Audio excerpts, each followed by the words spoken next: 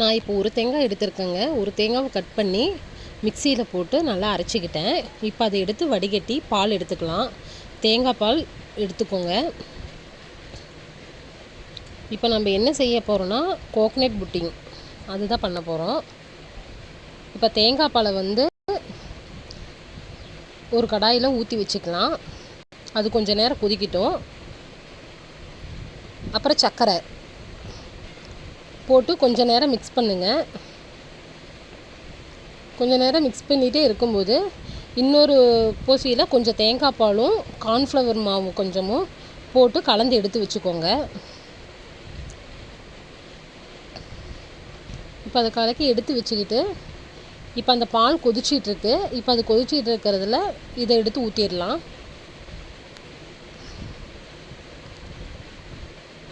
ஊற்றி கலக்கி விட்டுருங்க. கொஞ்சம் நேரம் கலக்கிட்டே இருங்க. அப்படி கெட்டியாக வரும். அப்படியே அந்த சூட்லேயே வெந்துகிட்டே இருக்கட்டும்.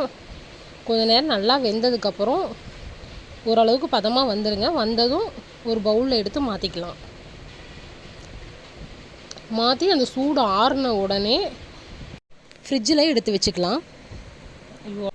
முந்திரியும் திராட்சையும் போட்டால் பையன் நல்லா இருக்குன்னு சொன்னான். சரின்ட்டு அதை போட்டுங்க எடுத்து ஃப்ரிட்ஜில் எடுத்து வச்சுட்டேன். 4 மணி நேரம் ஃப்ரிட்ஜில் இருந்தது. அப்பையும் செட் ஆகவே இல்லை. அதுக்கப்புறம் இன்னொரு மணி நேரம் சேர்த்து வைக்கங்காட்டியும் தான் 5 மணி நேரம் இருந்தது. அப்போ தான் செட் ஆகிருக்கு. இப்போ பாருங்கள் தட்டிகிட்டு இருக்கான். பாருங்கள் எப்படி இருக்குன்ட்டு. பார்க்கவே சூப்பராக இருக்குது. இந்த இப்போ கட் பண்ணிகிட்ருக்கேங்க. பார்க்கவே பாருங்கள் சூப்பராக இருக்குது. சாப்பிட்டு பார்த்துட்டு பையன் அருமையாக இருக்குன்னு சொல்லி சொன்னான். வேறு என்ன ரெசிபி செய்யணும்னு சொல்லிட்டு கமெண்டில் சொல்லுங்கள். இந்த வீடியோ பிடிச்சிருந்தா சப்ஸ்கிரைப் பண்ணி ஆளில் வச்சுக்கோங்க. பாருங்கள் பார்க்கவே இவ்வளோ நல்லா இருக்குது. அடுத்தான்